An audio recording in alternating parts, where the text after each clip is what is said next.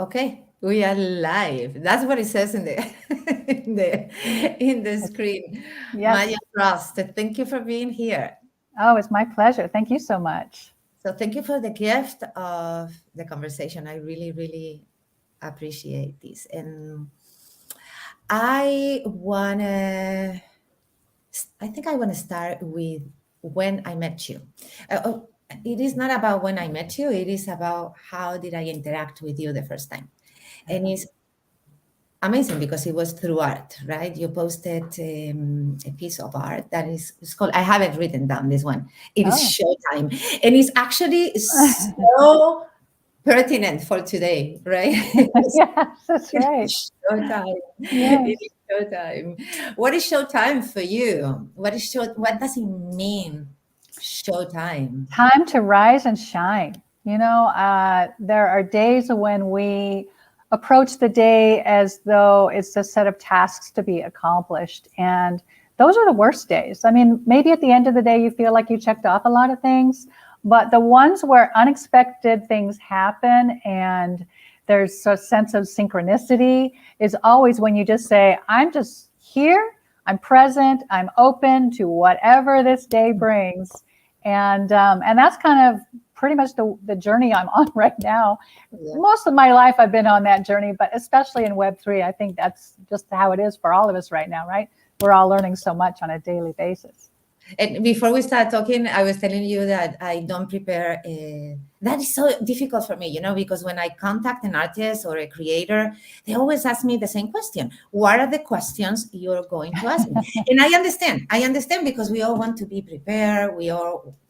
And yet, for me, this is an art as well. Conversation is an art, and it's the art to be present. It is the art of trusting that everything is going to be okay. And even if it's Yes. not okay, we will find ways to dig deeper in that and see why it is not okay.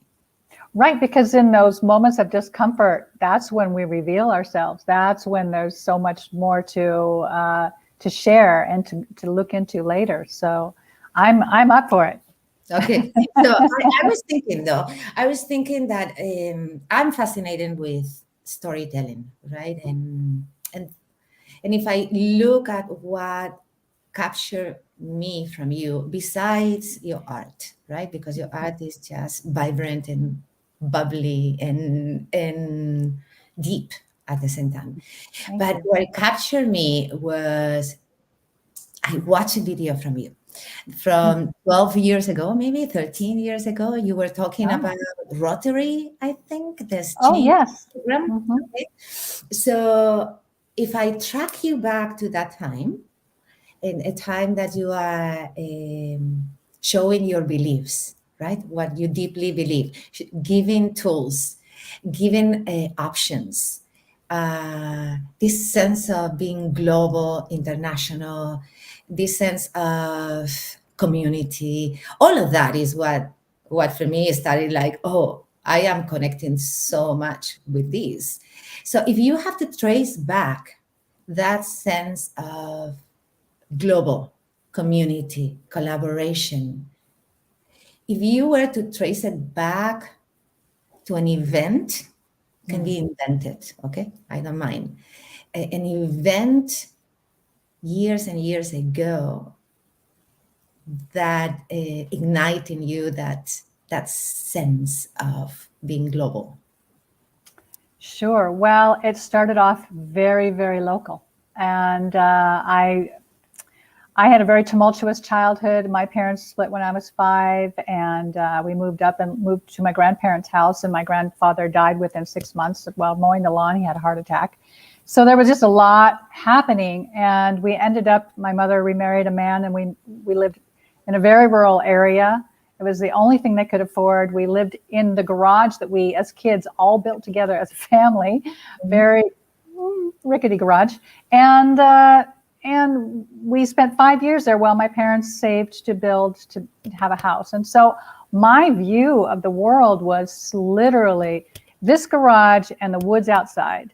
And perhaps then after that was the fields nearby where I worked, because at that time, living in a small town, Everybody I knew, all the kids worked in the fields. And so that's how I spent my summers and a lot of the fall as well. And so my idea of the world was very constrained until I went to college. And then I met people from different places, and I got a scholarship to go to college. And I decided ultimately to spend my senior year in college going on a trip for the whole year, which took me to 9 different Asian countries for a month at a time. Mm-hmm. And that was mind-blowing, right, for me, because I'd never left this area. I'd never left Oregon. And so for me, that was just a spectacular, eye-opening shift in my being. And spending a month in Japan and studying art and architecture, and a month in China early on. This was 1981, a long time ago. And just having all these experiences, meditating in Sri Lanka, and trekking in Nepal, and doing all these things. And then to come back to my town in Oregon after that, I knew very clearly that I wanted more of that global stuff and less of the local. But of course, in life, like everything, you try to find that balance. You want to have a local community, a sense of community that you care about, people you care about, and the world at large. And I think my life has really been about trying to balance those two. And sometimes I focus more on the global. I've lived and worked in China and Japan and Mexico and Argentina and Uruguay and a lot of places. But wherever I go, I have a sense of the local as well. And it's funny that you mentioned that video about talking about Rotary, because that, if you notice in that video, this screen is in the background. It's the same one. It's the same studio apartment that I'm in right now. And I haven't spent that much time here over the years, because I've lived abroad, and then come back here I'm in Argentina right now. But it's just, wow, what a full circle moment to talk about global and be in this screen. Look at that, right?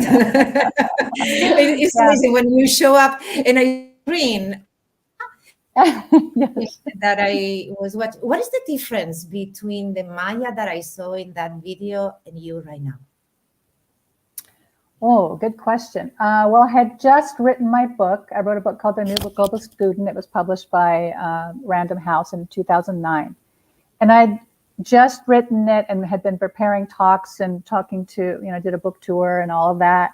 And so I was talking a lot about going abroad, studying abroad, expanding our perspectives on the world by spending time with others who are from other places. And the other thing to mention is I have 4 daughters. And right now I should mention, one of them lives here in Argentina, one lives in California, one lives in Amsterdam, one lives in Dubai. So we sort of made this a focus of our family, of like, I want you to go out and not live in the same little town your whole life the way I did up until I was 18. I want you to have that experience of being out and about and being free and flexible and creative to create your life anywhere you want, in any way you want, with anyone you want. And so I think the big difference now is that at that time, they were all just in college, or not even in college yet, about to enter college.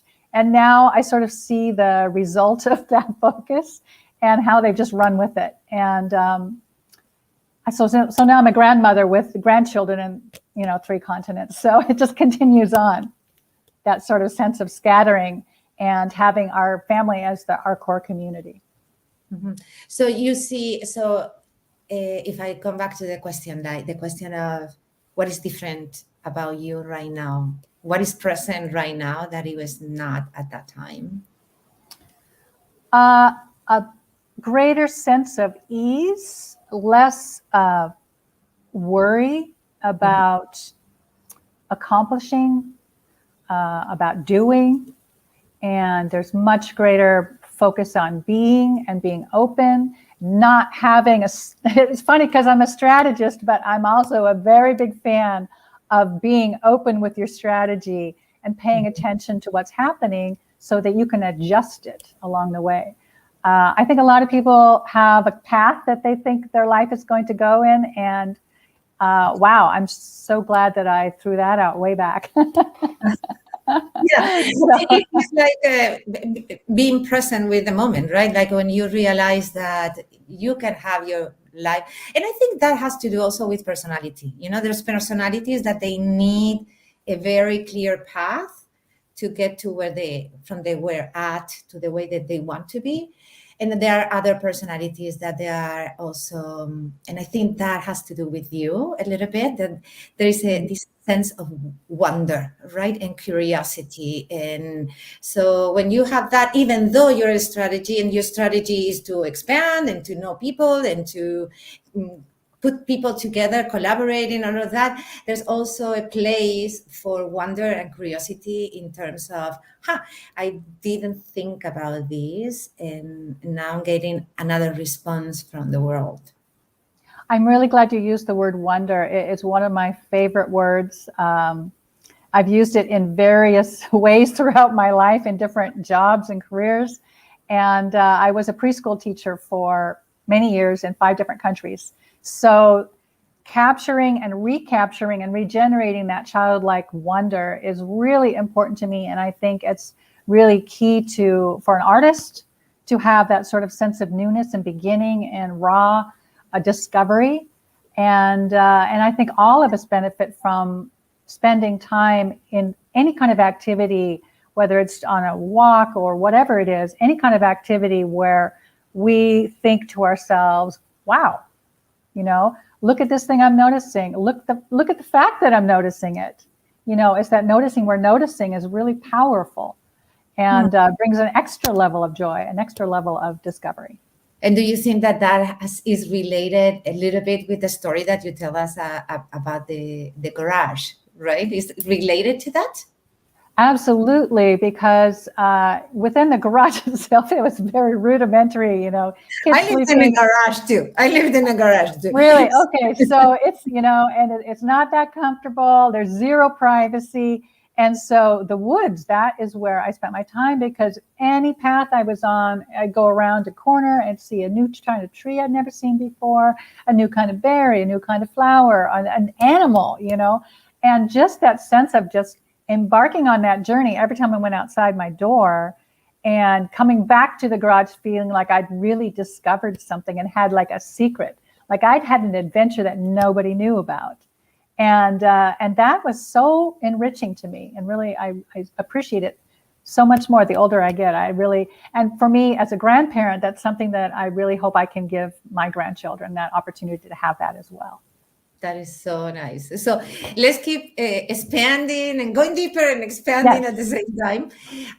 Tell me about, when do you start with the art? I know your life represents art, just with the idea with nature, right? I think your eye, your senses already start communicating with that and creating art at the same time. When everything started, when is the first time you said, okay, I'm going to do this as a piece of art? It started very young. When I was still living in the garage, I started making nature art. I made these mobiles with these like sticks and string and pine cones and pieces, and I started selling them to my friends. And I thought, wow, that's amazing. I didn't know you could just go and pick things off the ground and make something and sell it and make money. And that just kind of grew. And in high school and college, I spent my summers working as a arts and crafts director at a summer camp. So I was the one who organized all the art activities, whether it was sand candles or, whatever it was, paintings, all different kinds of, mostly outdoor nature related activities. So I feel like I kind of grew up with that perfect background for that, right? So we would go on these hikes and forage all these little pieces and make art out of it. So I saw myself as an art teacher long before I saw myself as an artist. And fast forward, I'd done painting and a lot of different things over the years, but fast forward to the pandemic, and I was here in the studio apartment with my husband. We had a very strict lockdown. We couldn't go out of the house, the apartment, really, every other day for like 20 minutes or something. And I started doing digital art because I didn't want to paint. I didn't want to smell up the apartment with fumes and set up everything. So I just started doing digital art in 2020. And that was a really good timing because then NFTs started happening, and it was really last fall that I started learning about NFTs and Web3. And this February, just this last February, was when I launched my first collection based on art I created inspired by the forest. So that's very full circle right there. There. So it's kind of like how life weaves of our dreams and intentions and people and connections. Is start weaving it, kind of like creating a craft in its own. Two things that it comes to mind. You said that, because I found that really interesting, and I think it can be very helpful for people. You said that you were in the garage in 1991 and you started painting and doing your pieces and selling it. How old were you? Not in 1991. No, I was doing that in 1970. Well, 1970, even Yeah. even better. So you were 19. It was in 1970. You were doing your crafts and you were selling it. So Yes. that is an entrepreneurial movement already within you.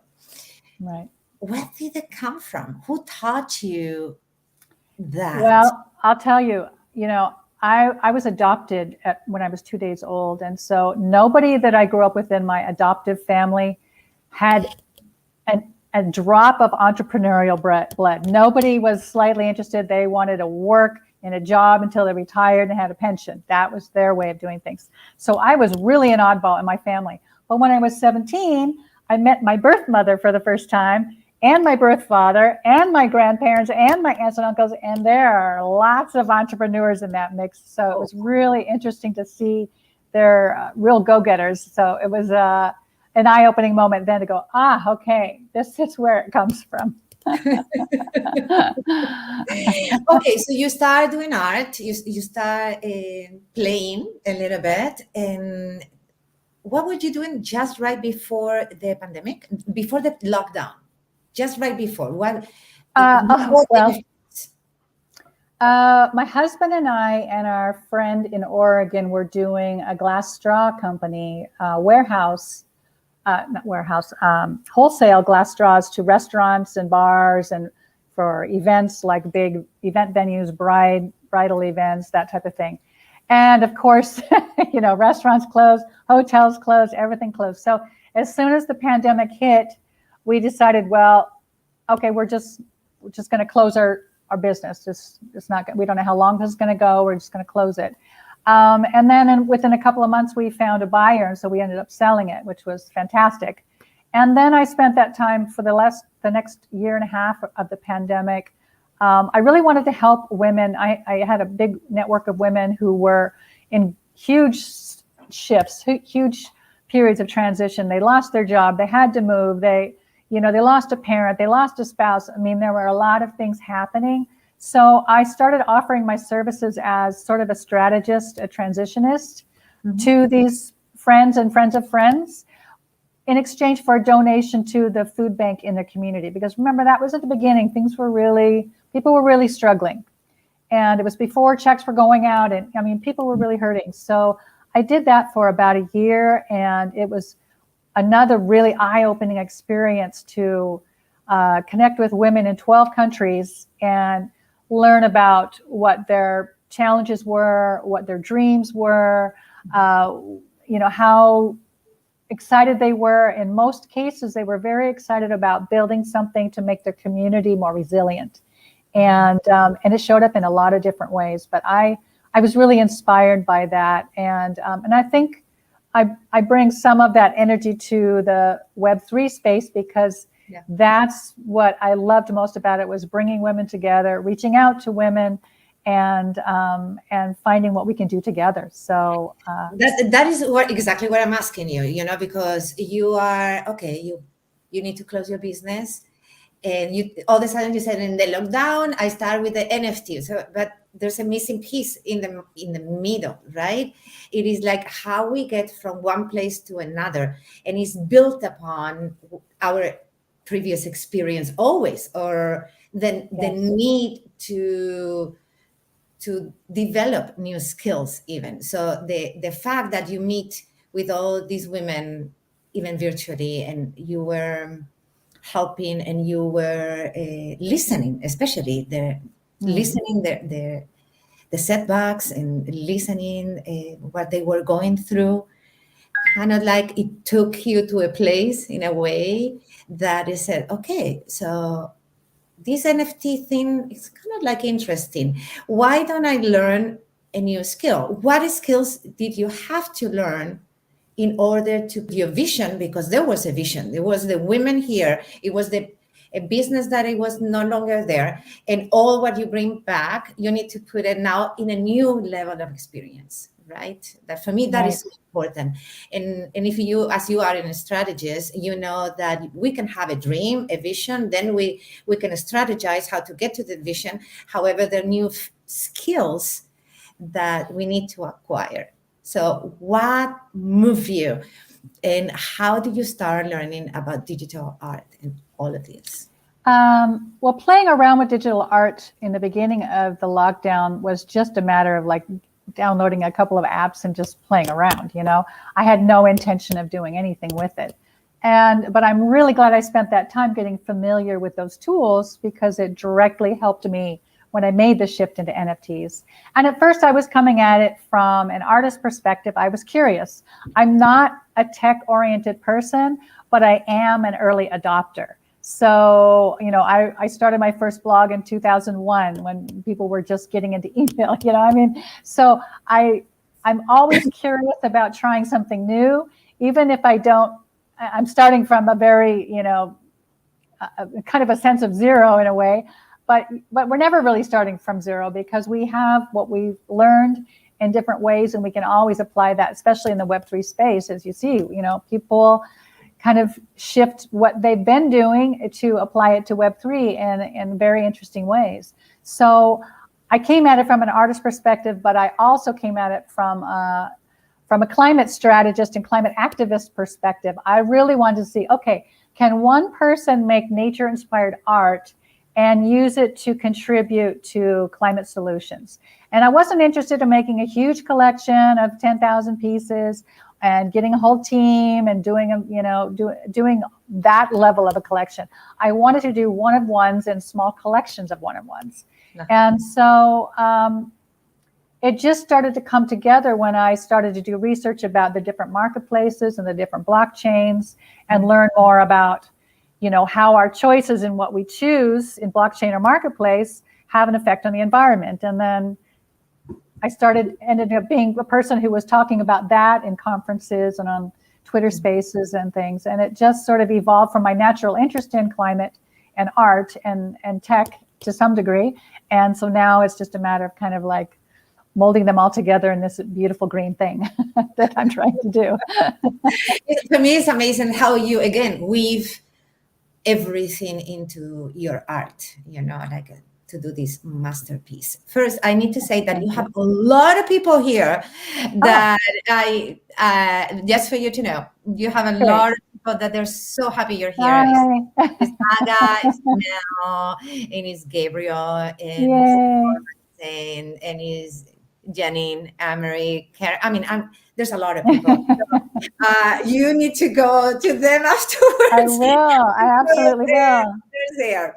They are totally there. So let's do this a little bit, this transition. Now that we are doing, let's share a little bit of your art. Okay. And then we keep talking about the ethics. Alison Alexander is here too. Great. The ethics and this, what is important to bring to the metaverse. Okay, so let's share your art and you talk about it. Okay, so are you seeing the screen with just the link tree at the top? Yeah, let me see if I can do this like that better. Yeah. Okay, so this is just all of the links for everything, the artwork and my website and everything are at this link tree address at the top. So that's easy to find. My first collection that I started was called Regenerated, and that was very forest inspired. And the next was Exhilarated, which was very spring bloom inspired. I love that one. I love it. And thank you. And Venerated was really inspired by the Queen's Jubilee in June, her Platinum Jubilee. And it was really an opportunity to shift thinking, a little provocation, to help us remember that we can be venerating and respecting and honoring the majesty of nature rather than the royal family. So those are the 3 that I have launched. And I've got a couple of ones that I'm working on now that should be launched in August. So, but let's take a look here. This first one is Globe. This is from my Regenerated collection, and it's sort of the centerpiece of the collection. This particular one was shown at the Tech Adventures Festival in Glasgow in June, so that's kind of fun. This is Bridal. It was shown at the Avalanche Summit in Barcelona in April, I believe it was, and on a very big screen. I was very excited to see it on a big screen. How do you feel?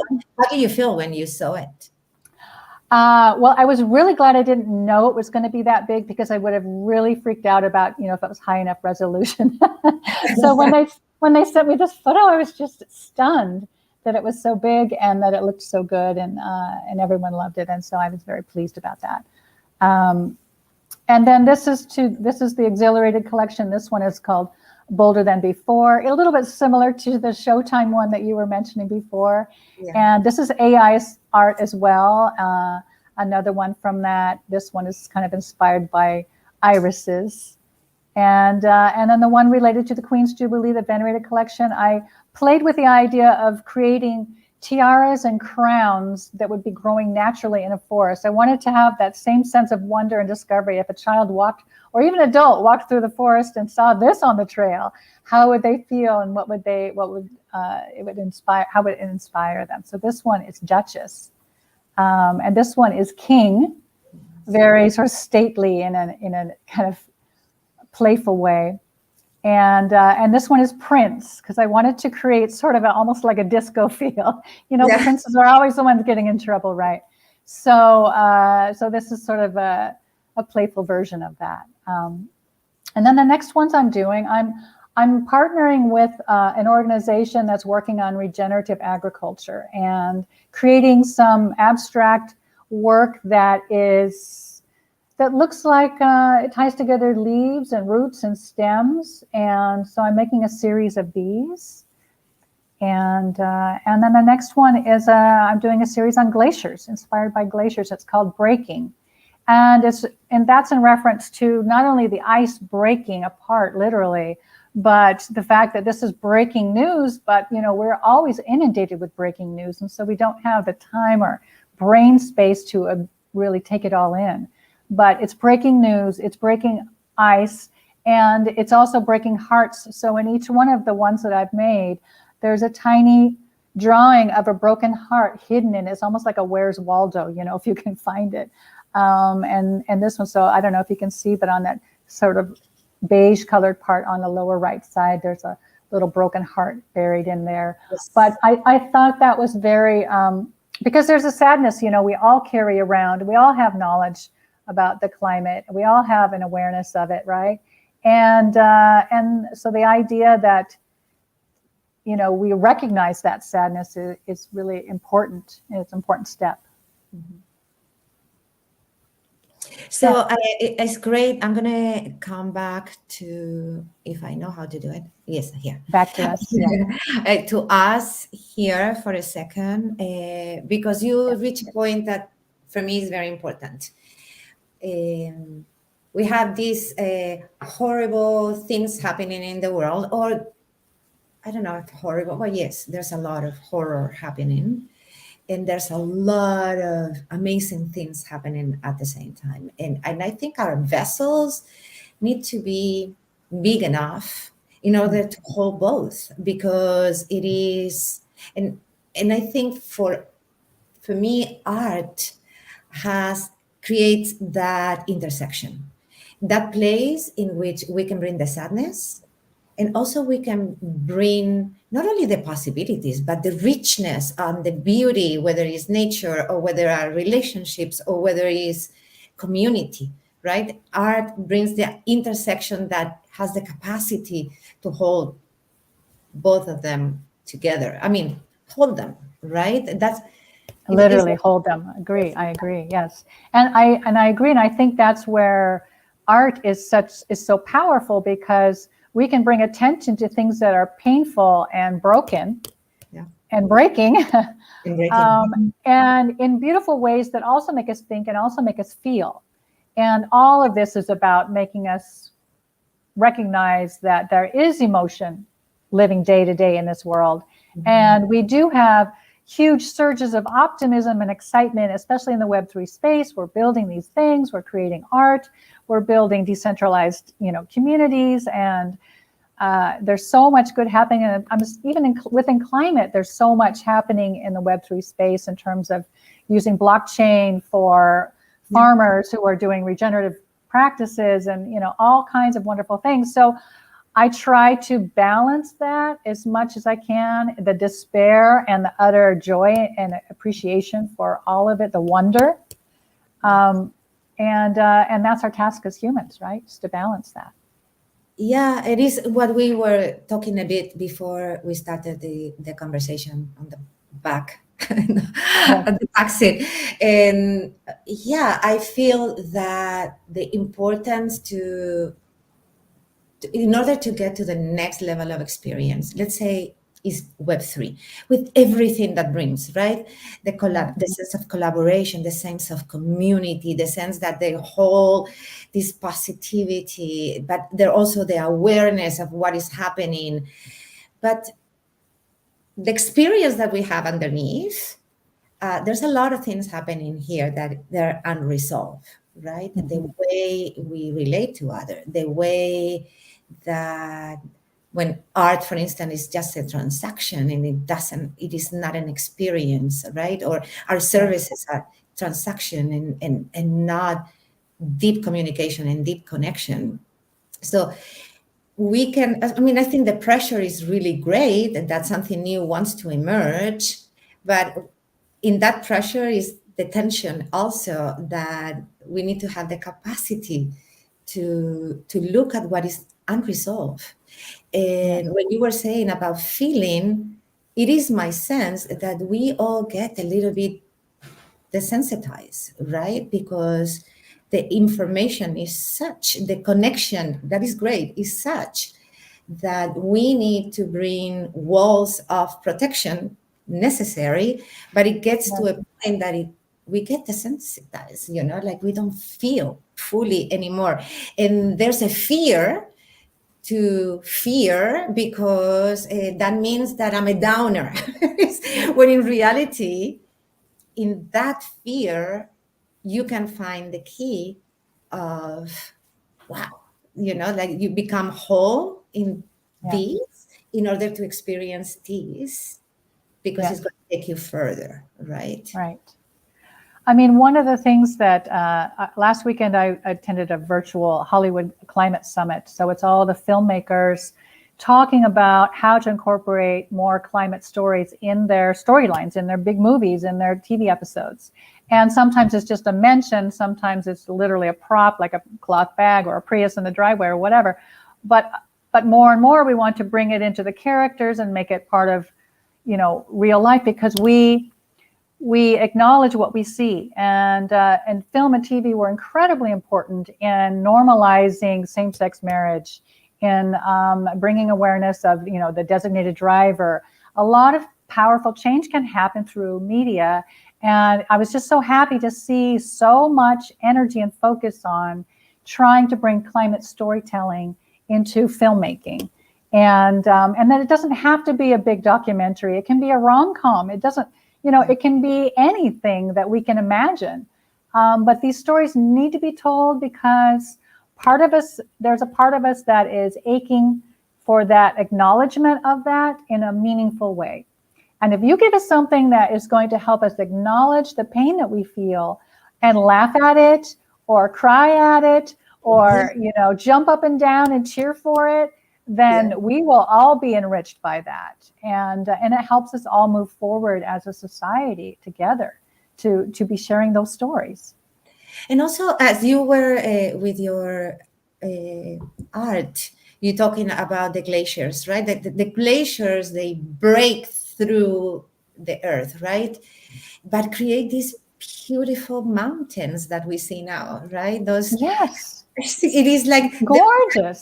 The breaking sometimes is necessary to create a new reality. Right. So And important. what if we can use the beauty of that, even in its brokenness, to inspire us and inspire action? You know, I mean, I think we are in many ways already effectively using imagery of animals and nature to remind us of what we love, because we protect what we love, right? We just need to be reminded of what we love and how much we love it.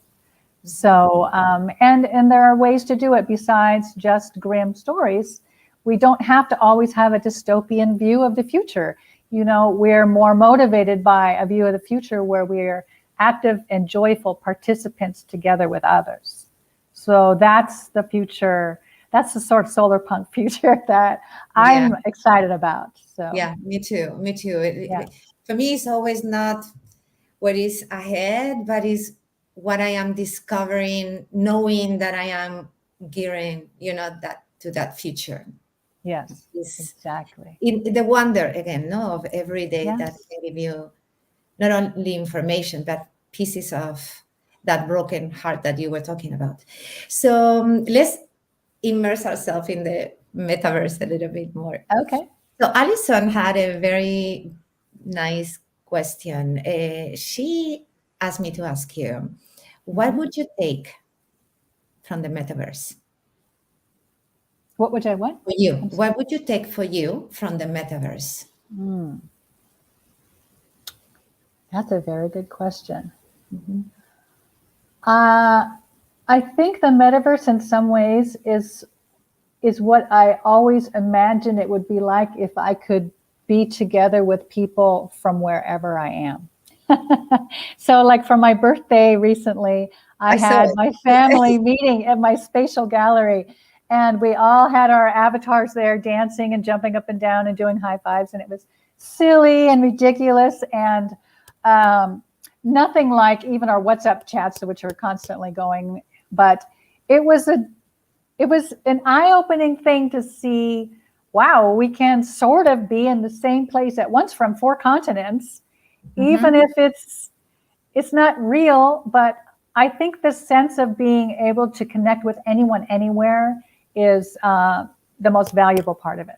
Honestly, for me, that's the most valuable part of it. The way it brings everybody closer. Yes, we have Zoom. Yes, we have WhatsApp. Yes, we have all these things, but there's something different about the metaverse and the opportunity to have experiences together that are not just on a screen, that have us feeling as though we are participating in a different space that can be beautiful, that can be imaginative, that can even be inspiring in terms of natural beauty. So I'm excited. I'm really excited. I'm actually going to be working on a metaverse building project in October, making sure there are more green spaces included. Because a lot of times you look at a metaverse scene and it's sort of a duplicate of like concrete sidewalks and concrete buildings. And, it's like, well, that's what we have because that's what we can build. But if you're in the metaverse, you can have round buildings, you can have spherical, you can have anything, and you can have plants growing on everything and dripping down, and we can be walking along streams on the sidewalk, and let's go there and not block ourselves into literally this very 90-degree angle concrete world. So I think it will take a lot of imagination to create metaverse spaces that aren't just the worst of or the best of what we have here, but to go way beyond it, in terms of beauty, inspiration, and experience, shared experience. And how would you, because now you're talking about that, so I feel that we have also a beautiful world and Yes, a nature here yes, that we haven't fully investigated, that we haven't fully related to, that we yes. haven't fully connected with. Very true. And even though I love the idea of the metaverse, I think it is amazing. It is like I cannot even conceive the possibilities of it. What if we forget about this that you protect so much? Uh, I'll The tell you beauty. that is a concern of mine, I would not say the metaverse is my favorite part of this whole Web3 world. It's not. Um, because I do have that fear that people will spend more time on screens and that will become more of a substitute. And honestly, my biggest fear is that the metaverse will just become a big mall and that the brands will be there. And that's really, we'll just be spending more time shopping and being advertised to and consuming. And that's a fear I have too. I think the trick is going to be, like everything else, finding balance. And I hope that we don't spend time in the metaverse trying to duplicate those experiences in nature that really invigorate us and inspire us. I hope that we go there for connection with people that we're unable to connect with otherwise. I mean, that's the most value for me personally, along with some of the art experiences that are things that we can share together, whether that's a concert, whether that's some sort of animated three-dimensional art space that we can walk through. But I definitely share that concern. That is a big worry I have about, what about this beautiful world? Why are we even trying to create anything remotely like it on screen when we have it already in the real world, right? Yeah. But I do think there will be ways to reach people in that space that matters to them. So a lot of people who may be into games or maybe into shopping or maybe into some other things, I think if we do it right, there's a way to bring nature or the sense of nature and appreciation for nature in all of those experiences. My fear is that we won't. And that's what I'm going to keep fighting for, that we do. And I think it has to do what we were talking about before, about resolving what is unresolved. Yes. And then come to the next experience with a more healthy, right? Yes, a healthy view of life, a healthy view of art, not a transaction anymore. As you were saying, your fear that becoming a mall is my fear as well, because we will be repeating the same, but even enhanced, because we will have more tools and more technology to do that. And this brings me to the following question also from Addison. One thing that you will say the developers kind of like be mindful, or one thing that I think it is important to tell the developers? I think for developers, it's important to remember that we are all longing for connection with each other and shared experiences. And to think beyond games and think beyond brands and malls and think about, in your wildest dreams, what kind of experiences can we share together, or what can inspire us to go have experiences in the real world, I don't think we need to spend all of our time in the metaverse. I'm hoping that what we can get is a reminder that something that makes us feel excited to go outside, back in the real world. Something that makes us excited to call up our friends to go for a hike. If we can nail that, then we're putting the metaverse to use. Yeah. And also, like what you were talking is like how now that we have this amazing technology and this future of technology, that the possibilities of what can technology do, it is like how we integrate both, right? How can we develop things or programs of software or hardware, so whatever it needs to be developed, in order to have both experiences happening at the same time. Right. The appreciation for the world that we have in nature, that beautiful world we have, and then the experience that a program or a Web3 or a metaverse, whatever it is, bring us. Like where is that intersection in which we don't discard one thing? Because my fear, and this always sounds a little heavy, but I had to say it, like I had this thing like, what if we creating, we change the perspective, because this is so exciting, and I am including myself in this, that then this reality becomes hell, Yeah. and the metaverse heaven, which for me and still is encouraging a very colonial perspective, you know. No question. Yes, very true. Very true. And there's so many aspects that we need to keep in mind in developing the metaverse that are related to social issues of all kinds, not just climate, but all kinds of social issues. And I'm not sure. I feel confident that those who are in this development space are keeping all of those issues in the forefront. They're liking to make, they're excited to make cool spaces, but we can do a much better job and a much more meaningful job with it if we really focus on some of these aspects. And so I'm very interested in not just, ethics, but I don't know what's higher than ethics. I don't know. Just inspiration. Yeah. What can we do to?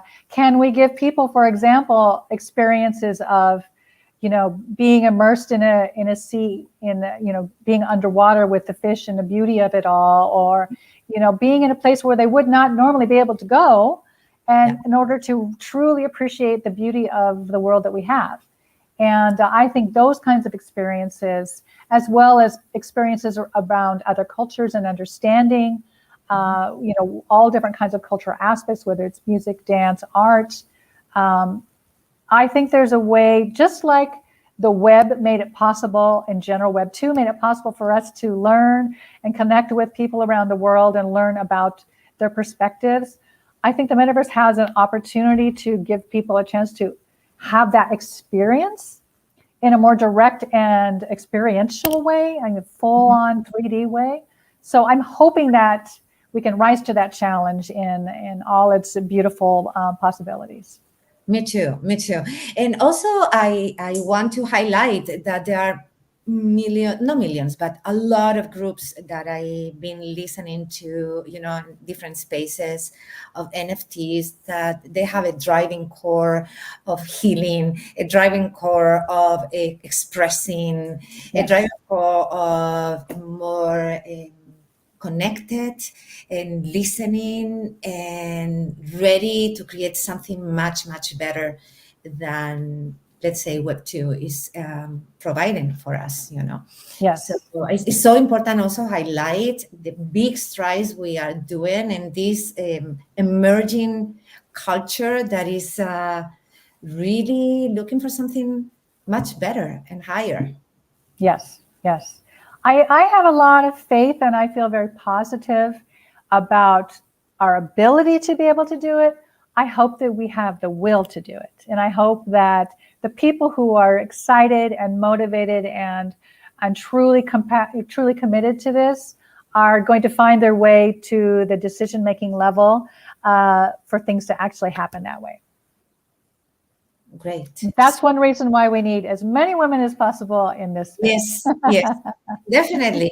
And I really liked an article that you wrote about, I have it written here, women of Web3 and Metaverse. I really like that article because you include men. That for me is so important, that this new version of women we are now, in which we also have the capacity to hold the men. Yes. Right, and Yes. that is so important. That is because they are wonderful men that they are like. Yes. We listen to each other, right? And we need to support those who support the women just as much, and I see that happening. I see that happening so much more in the last 3 months than in the 3 months prior. So I do see that shift.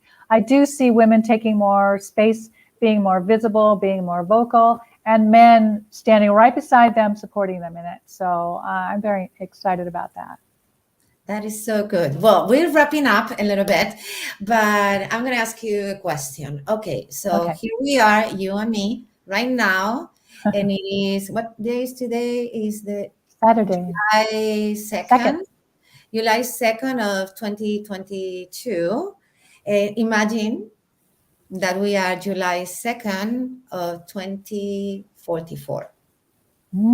and you look back and you tell me all that the Web3, the metaverse, the NFT have done to the world, what would it look like? Wow. Well, I will be 84. Forget about numbers. You will be like, That's no numbers. amazing. Numbers are not important anymore. That's amazing. I think that I hope that we will see a more just and Can I interrupt you? aware world. Yes. I'm going to interrupt you. Don't say I hope. No, no, no, no, no. You are What do I see? Okay. 2024. You 2024, you look back and you tell me, wow, this is what happened. I am so. I would say the metaverse made it a better world. It made us feel more connected. It gave us things to be excited about. It helped us protect the planet, and we're all much, much better off for it. That's what I hope. That's what I see when I'm 84 years old. Okay. Thank God for the metaverse. Thank God for Web3. Uh-huh. And that is amazing, because if you bring that energy to the present moment, it is from where we are building, is from there when we are creating, and that is very encouraging, very, very Yeah. encouraging. Maya, thank you so much, Thank you so for much. the gift of this conversation with you. And is there anything else that you would like to say that we haven't touched? I would just like to say thank you to everyone who's listening and everyone who's building in this space and everyone who is spending time every day reaching out to people you don't know to encourage them and raise them up, because that's what we're here for, and that's the beauty of this Web3 space right now. And I think we're all so fortunate to be in here at this time, to be to hold things together, hold space for each other. I am so grateful to you. Thank you for this. Thank you for the connection. Thank you for being like a yes to it. With no doubt, I really appreciate it, and I know we're gonna keep seeing each other and keep building together. Definitely. Thank you so much, Yolanda. Thank you to you, Maya. Bye bye. Have a good day. Bye. Good job.